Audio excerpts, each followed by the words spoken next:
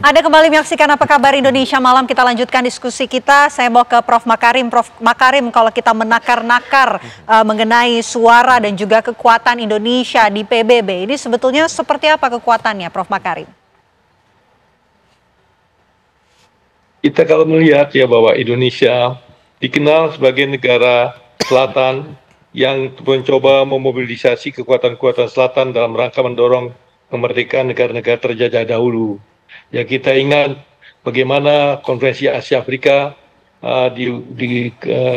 diselenggarakan dalam rangka memobilisasi agar terjadi kemerdekaan dari negara-negara terjajah. Setelah itu Indonesia juga aktif di dalam pembentukan apa yang disebut gerakan non-blok. Ya. Setelah itu juga Indonesia ikut memimpin non-blok maupun juga ikut memimpin grouping yang ada di sana, ya, yang termasuk kelompok-kelompok selatan yang sekarang membangun. Sekarang kita tahu bahwa negara-negara selatan ini mencoba menggerakkan mobilisasi kepada semua negara-negara selatan ini untuk maju, untuk mengetengahkan agar supaya nasib daripada negara-negara selatan ini bisa seimbang dengan nasib daripada negara-negara maju itu.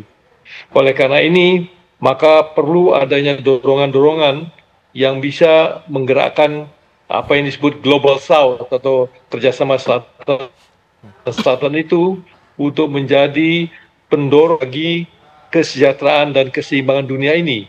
Ya, oleh karena itu kita juga mengetahui bahwa semangat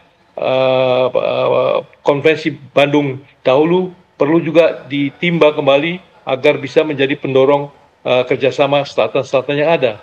Karena sekarang ini kita ini membutuhkan perekat-perekat yang baru untuk mencoba mengikat kembali solidaritas bangsa-bangsa Asia dan Afrika maupun juga negara Amerika Latin untuk bisa bersama-sama mencari keseimbangan baru dan menciptakan kerjasama yang konstruktif dalam rangka menciptakan perdamaian dan keamanan internasional yang stabil. Ya, dengan kondisi yang stabil itu timbullah apa yang disebut pembangunan internasional yang stabil.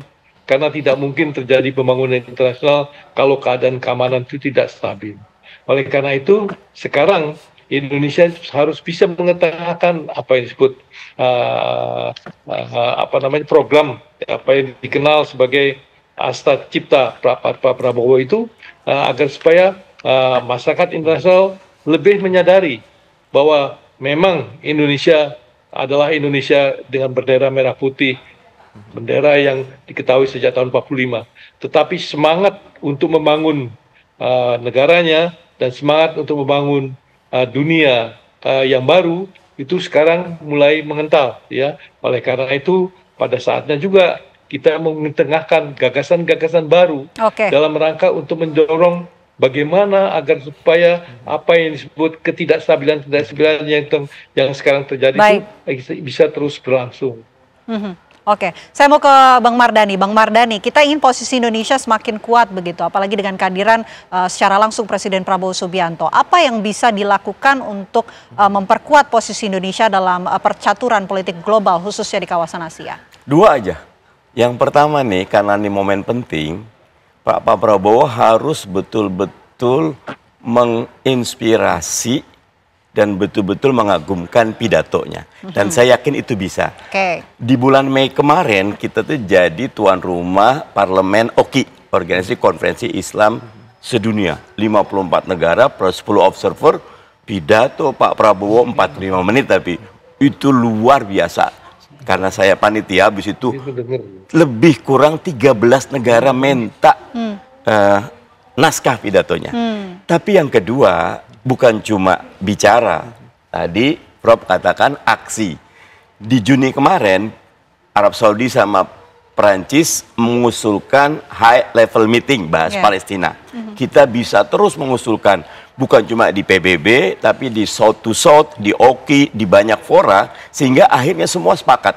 Karena selama masalah Palestina ini belum selesai, Israel tetap tidak bisa ditaklukkan, sumber instabilitas itu ada di sini yang membuat akhirnya ketegangan yang harusnya kita sudah mulai bicara tentang bagaimana climate change, bagaimana keadilan, pertumbuhan ekonomi, bagaimana kualitas pertumbuhan manusia. Ini aja karena akarnya ada di sini.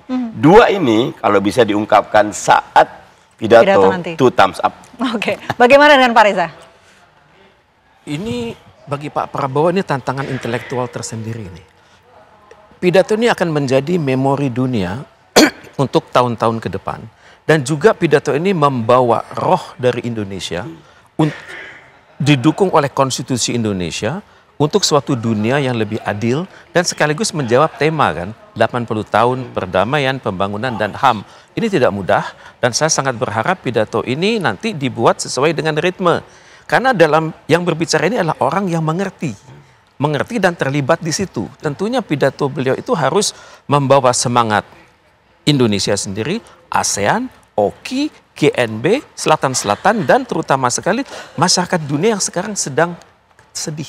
Belum tentu mereka bisa hidup besok seperti halnya di Palestina, dan juga masyarakat di dunia yang sedang terombang-ambing dengan bencana alam, kemudian iklim yang semakin memburuk, dan juga pemerintahan yang seringkali tidak demokratis. Beliau harus menjawab semua dalam 15 menit yang akan menjadi memori dunia. Apa saja yang nanti akan disampaikan, apakah benar sesuai dengan prediksi dan juga harapan dari kita semua yang telah membahas dalam diskusi kali ini. Terima kasih Prof. Makarim, terima kasih Bang Mardhani, terima kasih Pak Reza sudah hadir di Apa Kabar Indonesia Malam. Selamat malam. Dan pemirsa, usai jeda Apa Kabar Indonesia Malam akan kembali untuk Anda menghadirkan beragam informasi menarik lainnya sesaat lagi. Tetaplah bersama kami.